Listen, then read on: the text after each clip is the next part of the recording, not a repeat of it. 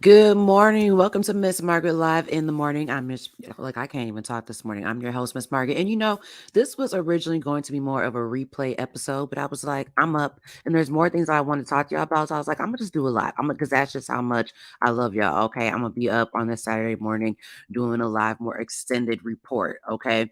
So make sure you drop down in the chat and let me know where you are tuning in from, whether it is YouTube, Facebook, Twitch. Okay, I'm everywhere in these media streets. Okay. And thank you for everyone who tuned in yesterday. I know on my Facebook, um, it wasn't streaming. It had it on private for some weird reason. I'm like, no, I'm trying to connect with the public, trying to connect to the people. Okay.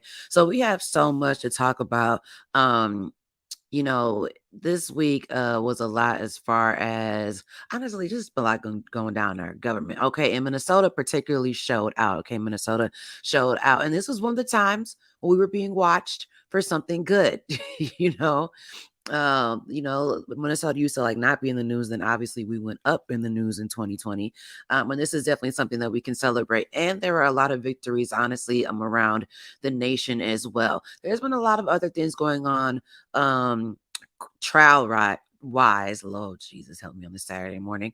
But I want you all to pay attention to. You may or may not, but you should have because you should be watching everything I post on social media. But anyways, um, I had done a TikTok about an update on a case with the regarding an officer who was involved in the murder of Elijah McClain. If you remember, Elijah McClain was 23-year-old unarmed black man. Okay, I'm gonna say that again: unarmed black man in Aurora, Colorado. This was back in 2019, so not too long before the murder of George Floyd and before a lot of murders due to police brutality, unfortunately. And so, I'll I'll save the update on what's going on with that case later on. There's also updates going on with the federal civil rights trial regarding Breonna Taylor. So you know how unfortunately a lot of times when they're unable to actually really convict them on actual murder charges, oftentimes they will see justice in form of a way of like a federal trial when it comes to whether or not her civil rights were violated. And so we'll go into some information about that and update about some things that are going on with the case regarding Shaquella Robinson. So there's a lot that we're going to be talking about today. Um, okay. Say hello to the people. You're not going to say hello? I'm listening to make sure that furnace is turned on. Anyway, my mom says hello. She's in the background. Anyway, so yeah, so we're gonna talk about all this stuff today. By the way, you may have seen, speaking of like, how's our mama there? You may have seen that I just secured office studio space.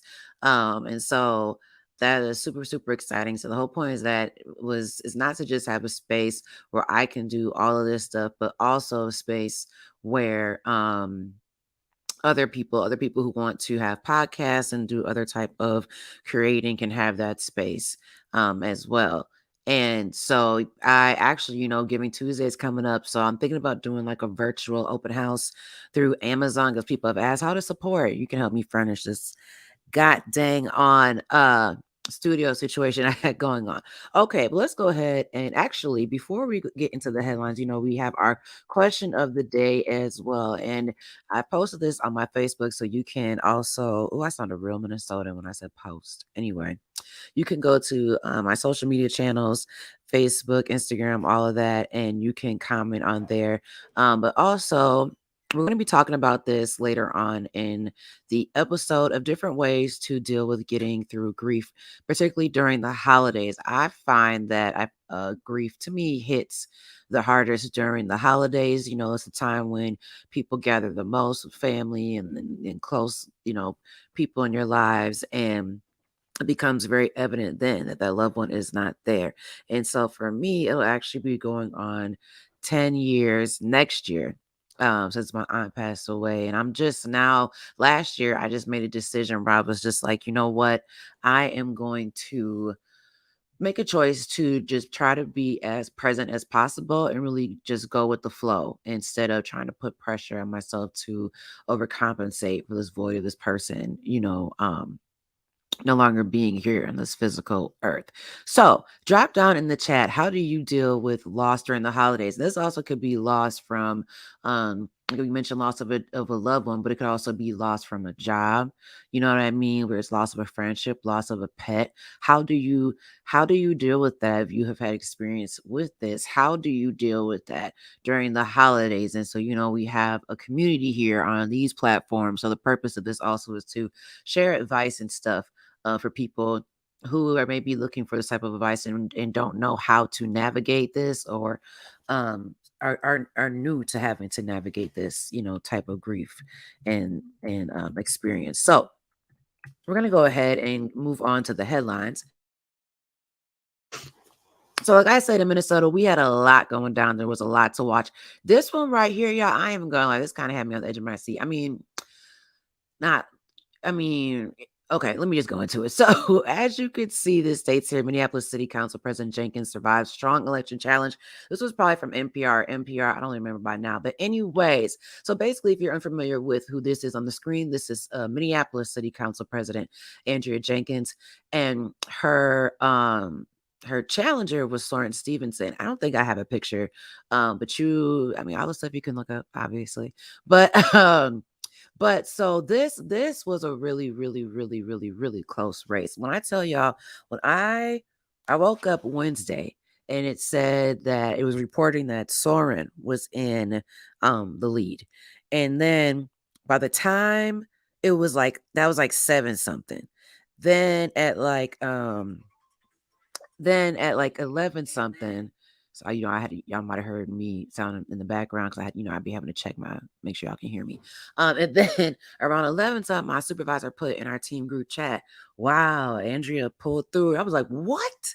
What? And here's the thing for me, I don't live in Minneapolis. Okay. I don't have smoke with Jenkins. I know there are a lot of people and activists who would probably tune in and who do. But I was not, upset or mad about it either way. Again, like I said, I'm not a resident of Minneapolis, so I'm not going to speak for them. But initially, when I saw that it was Stevenson that was in the lead, I was like, wow, like I thought that was really what's up because, if you don't know who he is, I've met him in the activist world, and his name really came into the spotlight when during the protests after the murder of George Floyd, he was basically shot in the eye with a projectile. Police be using those rubber bullets and all type of stuff that people for some reason don't think is really actually dangerous and violent. And he so shot him in the eye, and so he lost his eye. And so I thought it was super dope when I realized that he was running. But then also when I realized that at the time when I had looked at Wednesday morning, he was in the lead because, to run on a platform such as, you're talking about you want to combat police brutality and do all of these, things that, activists basically talk about that people always act like they're afraid of. And so to see that even now that we know that Jenkins was, won as they're proclaimed the official winner, the split between loss and win was only 38 votes.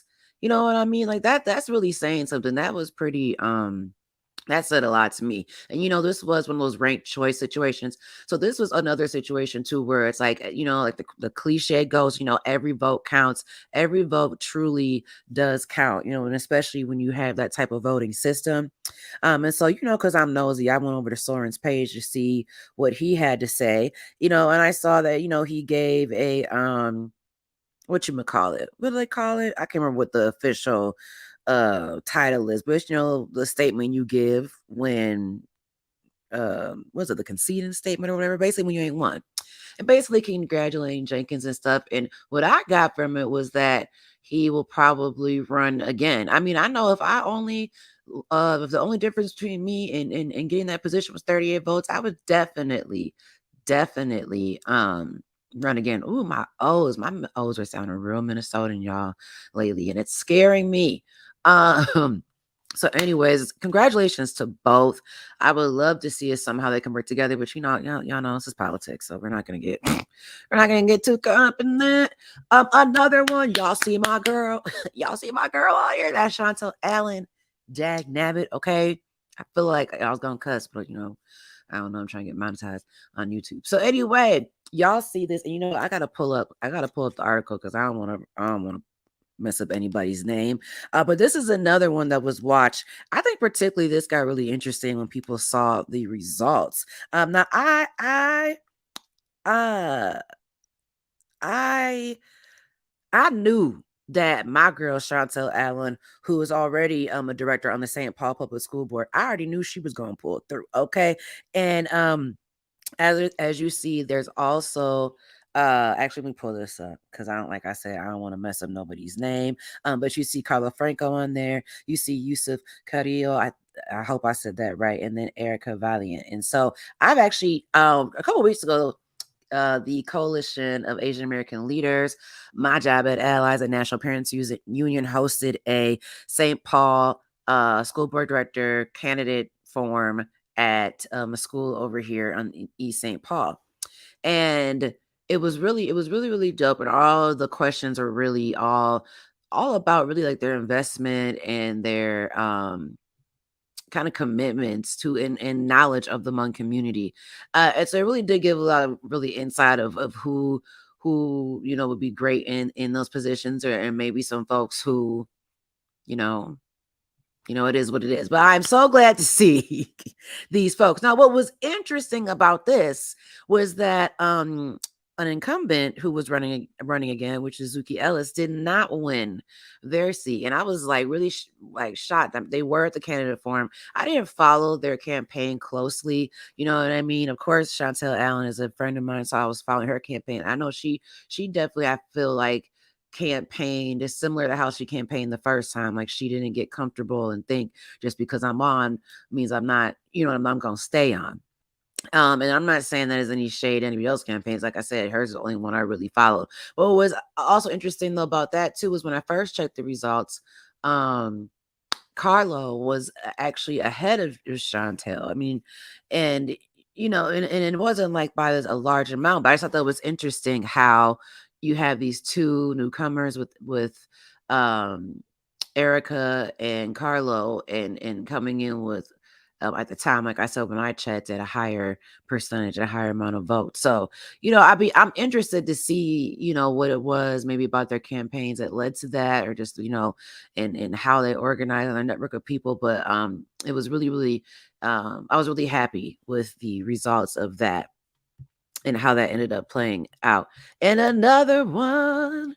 And you know what? Let me see. Oh no, okay, cool. I was like, let me make sure I don't have my dang on background music on. And let me know too if you're watching, if you can hear me. I'm always like concerned about that. Um, Another one right here, our St. Paul City Council is the youngest, most progressive, and most racially diverse city council that St. Paul has ever had. So actually, on Friday, they had a runoff, which is what made this, official. Because I believe again they use the ranked choice voting. Now you might be like, how do you not know that? Because I'm not in St. Paul. Unfortunately, I'm a St. Paul girl. Okay, but I'm not in St. Paul. And so the particular runoff was solidifying the seats for Ward 1, which was Anika Bowie's seat that she ended up winning, and Ward, I believe it's 7 or 8 for Shaniqua Johnson. So it's right up in the top left if you're looking at the image, and right down here in the top right. My girl right here is third from the top left, which is Sarah Jones, who I really, really, really want to highlight here. I told her some months ago, where was I at? Oh, I think I was up at the Central Honors Philando here in St. Paul. And Central Honors Philando, for people who don't know, is actually a scholarship fundraiser in the name of Philando Castile, who was shot and killed here, well, really in Venice Heights, but right outside the um, state fair. And it was really that murder that really got me heavily into the activism organizing world. And so every year, a bunch of St. Paul Central High School folks, because we the best, and that's what we do. Don't come hating these comments, okay? High school hate will get you blocked. Anyway, we put on this amazing event. And the family, of course, is involved with that. And then the best part is that the funds that are raised at that event are put towards a scholarship that they give out every year to I believe it's a Central student. Yes, because he is an alumni of St. Paul Central High School. And then a lot of times too, the students I can't even talk. Students who received the award in the past will come to the event, so you can see, like, yeah, they're really giving the money, y'all. Unfortunately, some people don't be really giving the funds. But that's another conversation for a different day.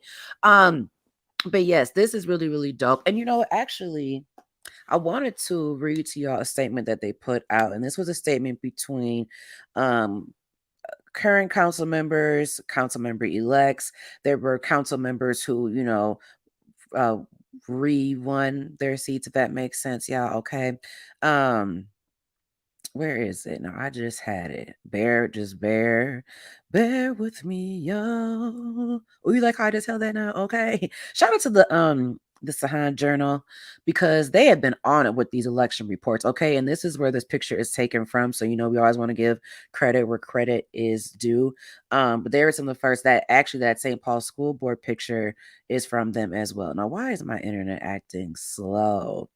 But basically, they put out a statement saying that, thanking everyone, for, the organizers, the different organizations, the staff, the people who, made sure that every single vote counts. I mean, there's been so much going on, when it comes to voting and voting suppression, throughout the United States. I had saw a brief article that Georgia, of course, was dealing with some stuff. We can go into that a different day.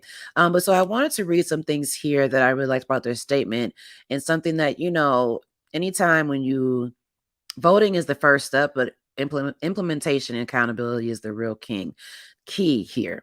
And so they said in this statement that, when we take office January 2024, we are excited to govern alongside our community. Our community, building toward our shared vision for St. Paul over these next 4 years. Now, they go on to say that this includes upholding and improving rent stabilization, championing equitable development and housing options at all income levels, community wealth building through community ownership, building climate resilience through modernizing our streets and bike/pedestrian infrastructure, investing in community safety programs that are interrupting cycles of violence, expanding workers' rights and protections, and more. And then it goes on to say, we greatly close this chapter today. We look forward to resting, then resuming the work ahead with our community for a better St. Paul. I know that's right. Y'all better rest. Okay, y'all better rest. Okay, because self-care is the first thing. And then we got work to do. So that is very, very, very, very exciting news. I mean, to see, look at that, all woman council. Y'all stop saying all female. Okay, woman council right there. I'm excited to see um just everything that they're going to bring to the table. Now, before we go into national news, I'm going to take a quick break, okay? Because, when you be talking a lot and doing all this, you trying to get all this stuff out fast, you be getting parched, okay? Woo. So I'm going to have a minute take a minute to take a quick break. But I wanted to put our question for the day back up on the screen and give y'all some time to chime in on that. How do you deal with loss during the holidays? Now, we later on are going to specifically be talking about dealing with grief during the holidays and different ways to manage that. But also, how do you deal with loss during the holidays? This can include loss from your job, loss of a job. This could include loss, actual death of a loved one. This can include a loss of a pet, loss of a friendship. I mean, there's a lot of different losses that really play into a lot of the stress and stuff that we experience during the holiday season. And also there's the pressures of the holiday season, you know what I mean? I saw someone put up a meme talking about no money in November. I was like, okay. Okay, because that's exactly what is going on over here, and it was already like that before November.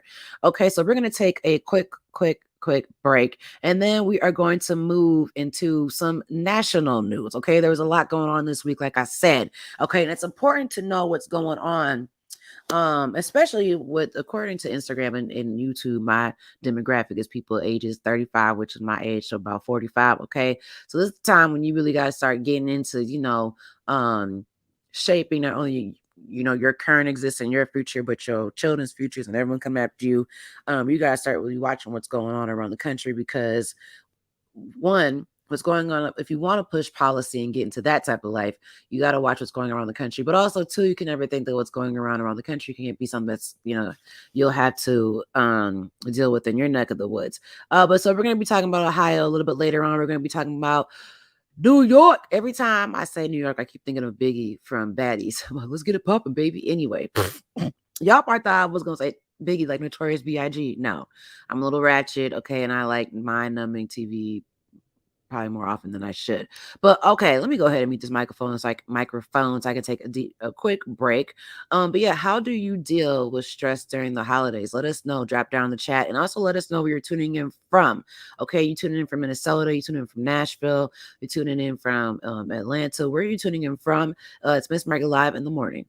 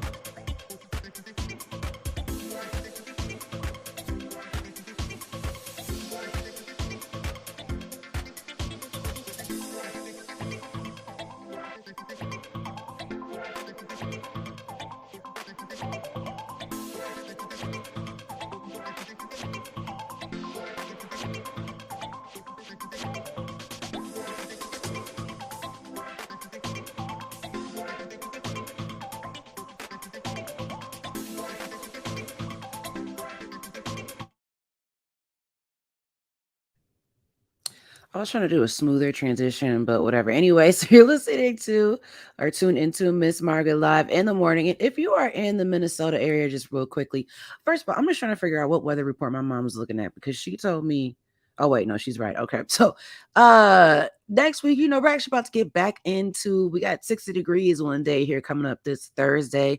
A high of 60 degrees, low of 44 degrees. Between then it's got between the low 40s and about mid 50s, high 50s range throughout the week. And then we're going to drop down into the mid 40s going over the weekend. You can expect a slight chance of rain possibly coming up this Friday. Other than that, I'm seeing a lot of sunny skies. So, I was gonna be like, if we're not having a too bad of a fall, I'm not even gonna speak on it because when you live in Minnesota, you already know the minute you do that, is when you start getting some BS. Okay, so we're gonna go on here and talk about another state. Okay, so as I said, there were a lot of things. Hey, Theandra, I just seen the comment section here. There are a lot of things going on across the nation, election wise. And so, Ohio, as you see here, OHIO, I had some Ohio people on here the other day.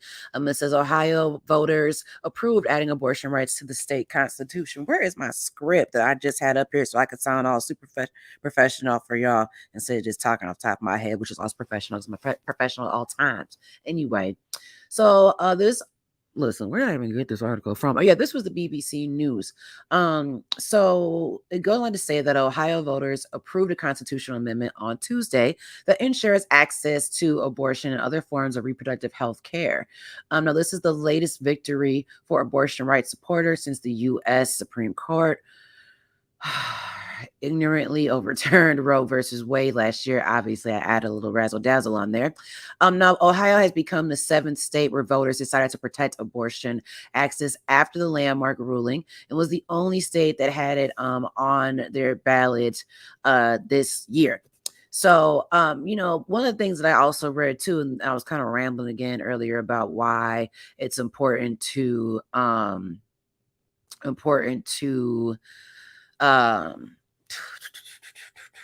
watch what's going on in other states. Sorry, because I know that they went on to say that states like Missouri, Florida, what was the other one? Let me write it down.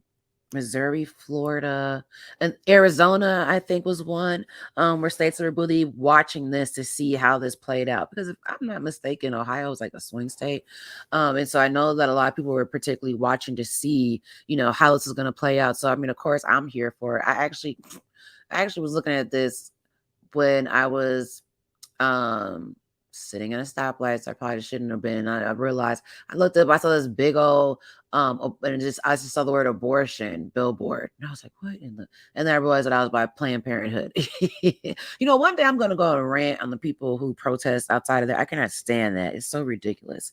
But anyway, that's another episode for a different day.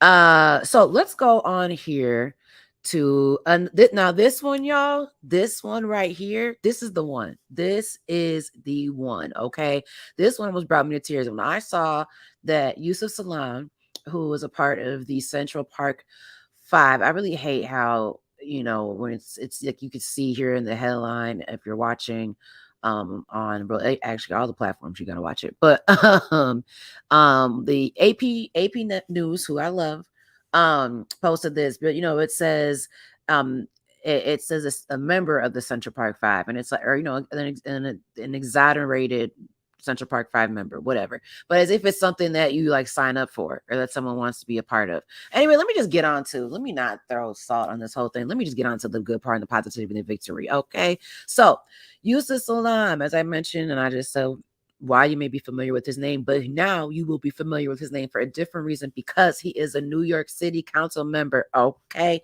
so Yusuf Salam actually won his seat. Where is it? Here it is. Here. Won his seat. So he will be representing the Central Harlem district. And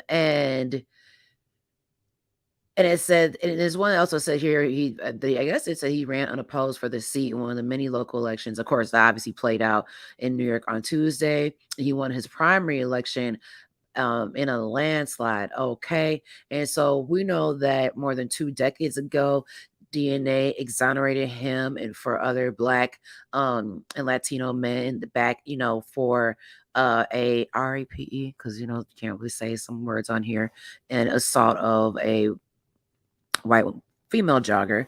But now, and he was in prison for almost 7 years.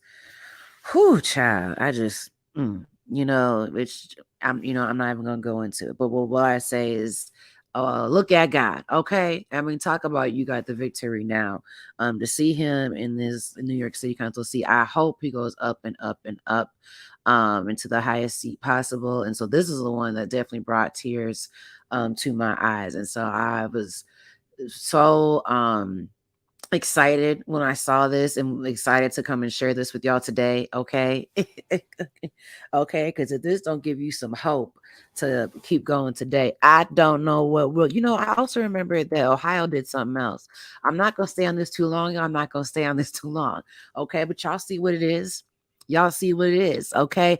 I hope other if you're let me say what it is, because if you're listening in podcast form, you might not know what I'm talking about. But so Ohio also on top of voting to add abortion rights to their state's constitution, they legalized cannabis. Okay. Now this headline says here, now comes the hard part. I didn't go into all that, but it's on CNN. It's an article by Alicia Wallace, so you can look on there if you want to see that full report. But basically, I actually really knew about this actually from a text that I received from my friend who's from Ohio. And so she was like, "Girl, look at this." I was like, "What?" And then of course, I'd be like gonna have some type of article or whatever to back stuff up.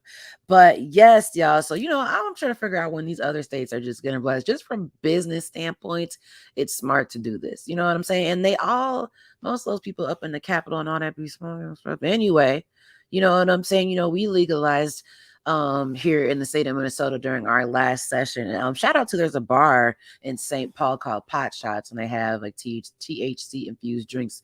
And they've had a lot of themed events. Last night they had a jokes and joints event that I really wanted to go to. And one of my friends was actually one of the comedians. I actually had two people who I know were comedians, and it just looked like a really fun event. So you know what? If it's not legalized in y'all state, write to representative, tell them to make it happen. I just assume the type of people that watch my show want stuff like that to happen. Okay. So there's a lot going on. And let me just there's one that I want to go into, and it's kind of heavy. So this is sometimes on this show, because eventually I'll start doing headlines that are gonna be a little bit shorter, a little bit quicker. Because there are certain things like let me find it here, and this is not even the right photo that I want to show y'all, but we gonna roll with it. Because it's all I can find. Okay, in the interest of time. Um hold on. Oh, this is actually there. My bad, y'all. So, as you can see here, this says High Court, which means Supreme Court seems likely to uphold law banning guns for accused domestic abuse. Okay, basically, okay, because this is why I said I don't know why, for some reason, the way it's stated there just seems loaded to me. Basically, the Supreme Court is said to be likely to uphold a law that would essentially protect domestic violence victims and protect, and would ban people from having guns who are under or who are a part of a domestic violence order. And so this all has to do with this case from the U.S. versus with Rahimi, with Zachary Rahimi. He's a Texas man who essentially assaulted his girlfriend, and then went and then was and shot his gun off when he noticed that there were people who were watching. And even though he was put under this domestic violence order, he still went on to be involved. I think what they said, like 5 other shootings. And this is a combination of about 3 different articles from the Guardian, New York Times, and also the Associated Press. And so anyway, he ended up being in more also, all these shootings. And actually, let me just read you the case so I'm not just rambling. It makes sense. Let me find it here.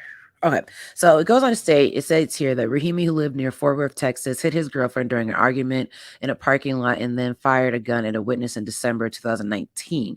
Later, he called his girlfriend and threatened to SHOOT her if she told anyone about the assault. And this is according to a Supreme Court brief that that was written. So the girlfriend went on to obtain a protective order against him in February of 2020. However, 11 months later, he was a suspect in some shootings when police searched his apartment and they found guns. He eventually pleaded guilty to violating federal law, but the appeals court overturned that conviction when it struck down the law. And so the Supreme Court agreed to hear the Biden administration's appeal. Rahimi remains jailed in Texas, where he faces other criminal charges. In a letter he wrote from jail last summer, after the Supreme Court agreed to hear his case, Rahimi said he would stay away from all firearms and weapons once he's released. So this is a case, okay, U.S. versus Rahimi, that the Supreme Court is hearing, and they're saying that they're likely to preserve a gun law that would protect domestic violence victims. Basically, I wanted to bring this up because it's crazy to me. And when we think of Roe even versus Wade, and then this situation right here, that these are things that are even coming up. You know what I mean? Like, you would think in 2023 that we would just, since we know better, we would do better. But yet, we're just the fact that we're even having these conversations just irritates and annoys me, because it's like, to me, of course, and as someone who has had to file a restraining order, someone who has had someone who was on, what I mean, a domestic restraining order, I know what even goes into having to get one of those. Like, it's not easy to get, you know what I mean? And to think that they're even having a conversation about allowing people to or to not preserve a law that would protect domestic violence victims. It just seems ludicrous to me. But this is America, and so that's definitely a case that I want to bring to you all's attention. And there's a lot of things that are going on here, case wise, trial wise. Lord Jesus, I cannot talk on this good Saturday. If you recall, I had mentioned that I had done a social media post about some updates in the case regarding the officers who were involved with the murder of Elijah McClain. And I hate to say that the update is that it's a second officer that has actually been acquitted in his murder. I'm going to bring up the picture here and bring up the support. The officer's name is Nathan Woodyard. Woodyard. Okay, I'm not going to waste time with bringing up his picture. He don't deserve any light. But this is Elijah McClain. So just if you are unfamiliar with Elijah McClain. So Elijah McClain was a young Black 23-year-old living in Aurora, Colorado. And he back in, sorry, I don't know why I blanked out there. So he was just walking home from a convenience store in Aurora, and like I said, in Aurora neighborhood.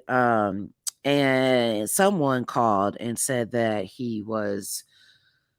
they had seen a suspicious person in the neighborhood. I've seen reports that said that he even that they said that the person was wearing a ski mask, but yet I haven't seen anything that said he was wearing a ski mask. I was gonna go on a rant, but let me just say that, because it'd be crazy to me when you got people like Carly Russell out here who get convicted and sentenced to all this time for quote unquote false report, but then you got people who do stuff like this, okay, and they're out here just all free nilly-willy. But anyway, and so Nathan Woodyard, okay, this is the person who was on trial this weekend and was acquitted, was one of the first officers to approach him. They didn't even tell him or give him any reasons for the stop.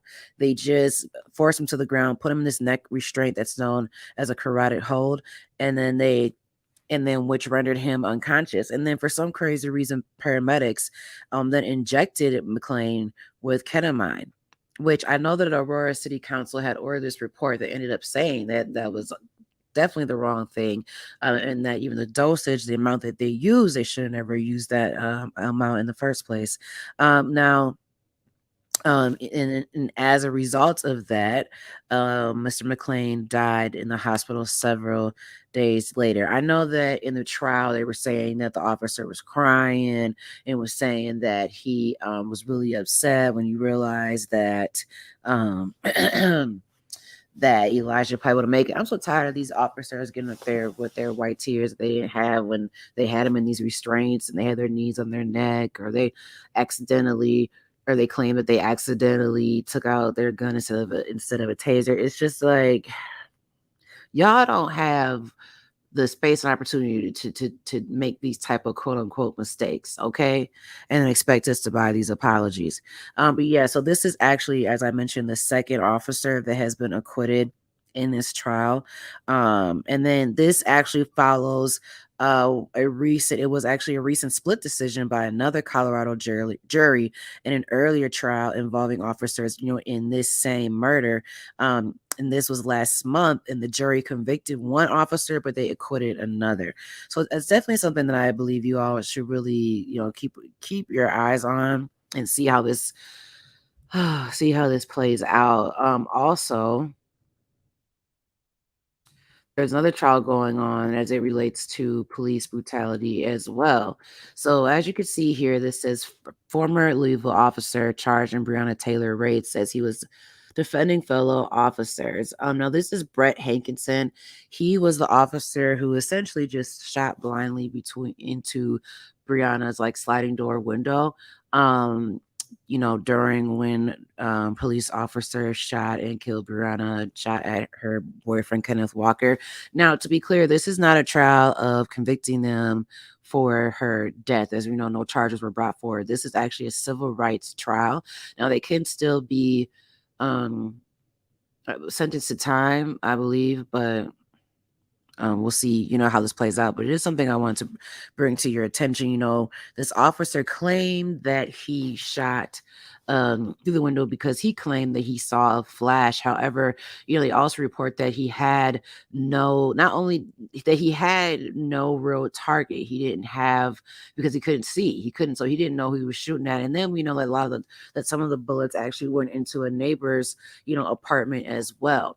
And so and other officers now come forward and said that, they were shocked by his behavior. And it's just like, it's just a little too, it's just too little too late. And I believe that this case also involves this the civil rights when it comes to her boyfriend Kenneth Walker as well. So it's another thing that's playing out here. I'm not sure when this is set to exactly wrap, but I will definitely come back and update you all on how this case is playing out.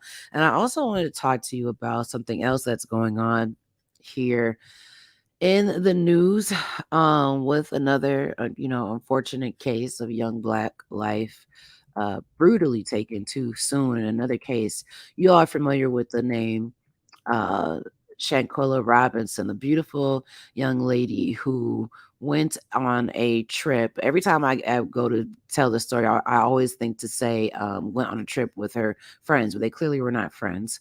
But went on a trip with um I believe 5 other companions. There she is. Beautiful, beautiful girl. 5 other companions. And initially these people reported that she had succumbed to alcohol poisoning. I think they didn't even report it right away. And then they said that it ended up being determined that Shanquilla had been severely beaten and she died from a spinal and neck injury. Now the thing about it that's interesting. So let me give you the update on what's happening. So the family lawyer Sue-Ann Robinson told Newsweek, and you may remember, y'all know Sue-Ann from Ready to Love. Child, I keep saying like Margaret don't bring that up, but it just, what was that fool she was dating on there? It's just crazy because I see her here and it's like you got together, but in this love department, child. I remember his name. It was a Richard.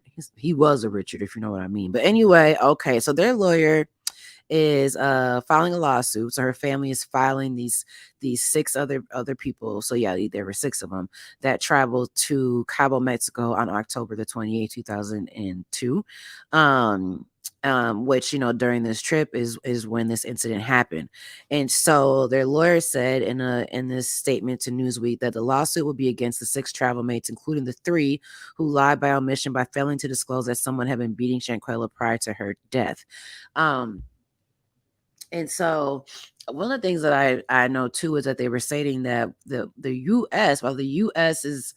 has failed to press charges, the autopsy, I guess it's the Mexican autopsy, shows that she, died due to these neck and spinal cord injuries, but the U.S. autopsy says it's undetermined.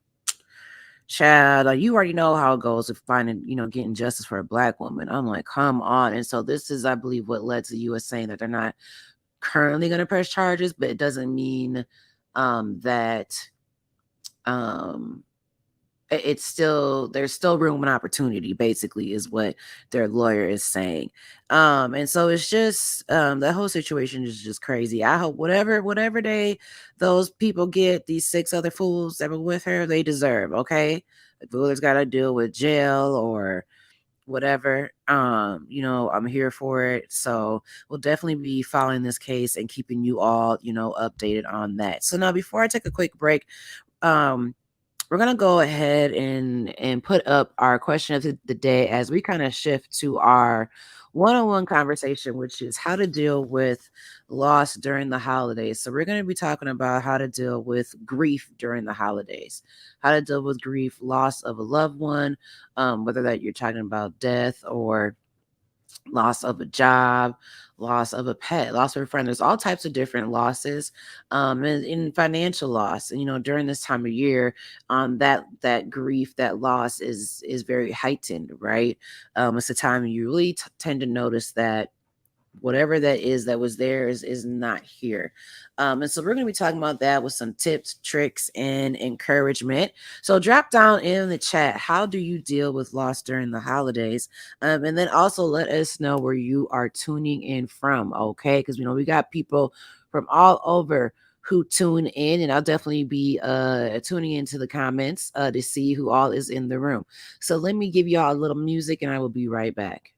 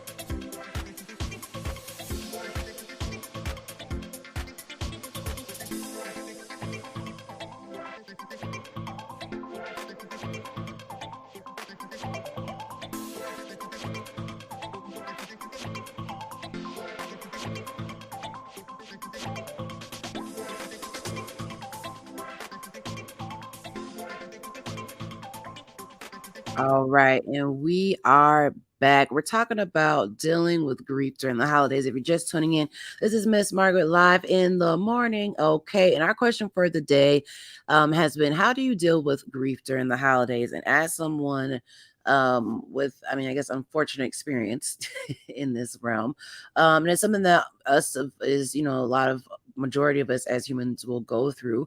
I definitely have a lot of experience, you know what I mean, with dealing with and processing and going through the motions of grief. And during the holidays is definitely when it hits me the most. And there can be a lot of anxiety too about the holidays approaching with that. And so we're going to be going through some different things that you can do. If you are, it could be something. It could be something that just recently happened, a recent loss, or it could be from years ago, and providing some resources and ways to help you process and get through that. So one of the things I'm gonna put up here. There's this article. Now, I want to say that when I put together kind of my list of what would help, I saw that I found this article after because I would like to leave y'all with some type of already posted, published resource. Most of the things that I had or whatever on that I was saying is what they had on there. So I was like, I mean, I really don't need an article, whatever. Um, and so what look, this is God telling me you don't need the article because I can't even find it. But no, basically this is an article from Black Health Matters. And it basically is 5 tips on dealing with grief during the holiday season. So we're gonna go through some of mine. And one of the first things I think of is, grief to me is kind of like a tunnel, right? And you might be like, Margaret, where are you going with this? Just stay with me. And And I say that because, like when you're going through a tunnel or before you go through a tunnel, at least for me, before I go through a tunnel, a lot of times I can feel a lot of anxiety. I'm like, I do not want to to have to go through this. I do not like tunnels, make me feel very claustrophobic. It just feels very noisy. It's just like I cannot wait to get through this. Um and to me, when I think of grief, I can think about that kind of in similar ways, right? Because when you're going through grief, it's like you don't some of the scariest times is going through it, right? And you're going through this grief and it's like it feels like a lot. You feel like you're never gonna get out of it. And it's similar to me how I feel like when I'm driving through a tunnel. I just kind of almost feel like the walls are caving in on me, and I'm just like, oh my God, I can't wait to get through this. And then I see that end of the tunnel, and I'm like, okay, there's almost relief there. And then I get out, I'm like, I can breathe again. It's like that cliche, there's light at the end of the tunnel. That's I feel like kind of how grief is. Because a grief, it's like the grief is that tunnel, and in order to get to the other side, to get to the light, you have to go through it. You could take like other routes, you could go around it. Um, but that's gonna throw other balls, other obstacles. It's gonna take longer, right, to get to the other side than if you would have gone through that tunnel. And so that's kind of how I look at grief now, is really kind of being that tunnel. And how you have to the best way, and it's not the easiest way, it's the hardest way really, but to really fully get through there and get to your destination, you got to go through that tunnel and you got to sit in it. So when it comes to dealing with grief during the holidays, I remember the first time that the first two holidays, Thanksgiving and Christmas, after my aunt died, I remember them being very quiet. There was no conversation about how this year is going to be different. I think we're all trained to just kind of push on and carry on with life. And so, it's like we had the holidays. I remember my son, and at Thanksgiving time, he was barely over a month, Christmas time, over a couple months. And it was me, my mom, my son's dad. And I remember it was being very quiet. Like we had all the food, we had all that. But it was very quiet. Like after the food, it was just done and really kind of dark. And I I didn't really think about that until now. You know what I mean? And just how what the difference was. And I feel like years after that, then it became definitely more about, okay, bringing back the joy, bringing back the light, bringing back all of those things. And so what I would say as far as kind of my first recommendation though is, instead of trying to jump into the process of, okay, well, as we're going to be back to like this joyous, to the joy now, we're going to push through and make these holidays great and all this type of stuff, is to really know that it's okay. And it's going to sound cliche too, if you're not okay during this holiday season and on those particular days, and to allow yourself the space and the grace to sit in those feelings. You might have a moment where you are feeling down. Maybe you don't even have the energy to do it this holiday season. Allow yourself, your body, and your mind to sit in that, sit through that process, feel those feelings, and know that it's okay if you have to take the moments to journal it out, scream it out, cry it out, but get it out. Don't try to brush past or overcompensate um and try to fill the void, you know what I mean, of those of the person not being there, or the feelings and stuff that come up of that loss. Because what I found is when you try to put this kind of subconscious pressure of like, okay, we're gonna have a good Christmas, we're gonna have a good Thanksgiving, we're gonna have a good several other holidays, is there's so much pressure you put on that to be this up, up, up, that you end up usually burning out and having this kind of crash and burn moment that actually can actually ruin the day. It's better to just say, like, I'm gonna see how this goes. You know, I'm gonna see how this goes. I'm gonna give myself the time to really just see how I'm feeling on that day. And know that yes, it's completely natural and okay if you're not up to it. It's fine if you want to busy yourself. Maybe you don't want to do that particular holiday this year because it's just too much. That's okay too. And find something else to do, and that's okay if you do want to be up in the mix and around a bunch of people and all this type of stuff. We all grieve and process in different ways. But so basically, what I would say, kind of to wrap up that point, is to do you, and to allow yourself to and give yourself that grace to do what your body is telling you to do. And if you feel that weight and you feel like that real grief moment come up in your body, don't feel like you have to fight it simply because it's the holiday season. And obviously no one wants to be sad during the holiday season, but don't pressure yourself to try to be like, you know, overly happy and overly this, because that's usually going to backfire. I find that when you're in those feelings, sitting in it and processing through it allows you to open the door then to have that joy, then to find new ways of having a joy during the holiday season. I said earlier that this last Christmas, I told myself that I was going to make a decision to be present. I was going to make a decision to kind of go with the flow and see how I was feeling. And that was the best thing I could do, because then it did allow me to just show up just as I naturally felt. And there wasn't any pressure to try to make it this joyous and, oh, okay, we got through this one. We got through this holiday, check off the list of the holidays that we've gotten through since they passed. Um, and it also kind of leads me into another thing that I was going to wait a little bit later to to say. But let me just go back for a debrief, okay? Because what we said in the beginning of this, as far as how to get through the holidays and really dealing with grief, is to really, you got to go through that tunnel, right? You got to go through that tunnel. You got to sit in that grief to get through to the other side. Know that it's okay, that you're going to bounce back from, if you have that breakdown, that grief moment. I know sometimes, a lot of times, when we stop ourselves from having those moments because it's just so painful, we don't know how to recover from that type of pain. But what I found is a lot of that is a lot of fear. Any type of fear, you know what I mean, you have to confront, and it can be paralyzing. And so I find that you have to get it out. You have to allow your body to really process that, so that you can let this kind of new version of life really come in, and also let that spirit of the person who has passed, you know what I mean, be, within your surrounding you, you know what I mean, in your environment as well.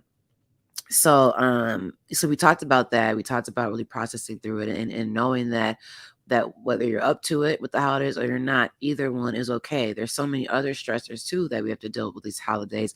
With just the financial stress. It's darker now, so we have the seasonal depression kicking in. And then if you live where I live in dang on Minnesota, you got the snow. I don't even want to talk about it. Okay, so there's a lot of things, okay, that are popping up around this season, right? That we have to be managing, that can add also to these levels of grief. Another thing that two things I want to talk about, two other things I want to talk about, is that it's okay to start new traditions, right? It's very important to definitely to hold on to traditions that remind us of the people who have passed, and to find ways to honor them. And it's also okay to start new traditions too. So, um, there are some times when I've had thoughts of, like, I would kind of rather travel this holiday season.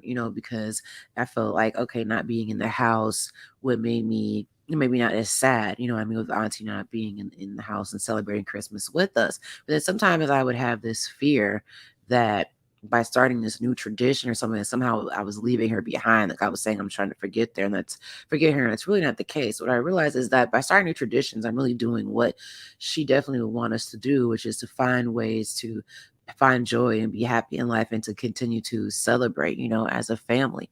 And I think, you know, establishing those new traditions, of course, like I said, opens up those doors when you find yourself sometimes old memories that were from around this time of year do come up, or auntie would da da da da da, but it's also good to find ways to honor them and that remind them of you. Now, I know some people will still set a plate, a place at the table for the person where a person would have sat. Of course, there's always making dishes and stuff that have been passed down. Now, auntie's favorite thing for Thanksgiving, she would make the sweet potatoes, and I wasn't a big fan. I ain't gonna lie.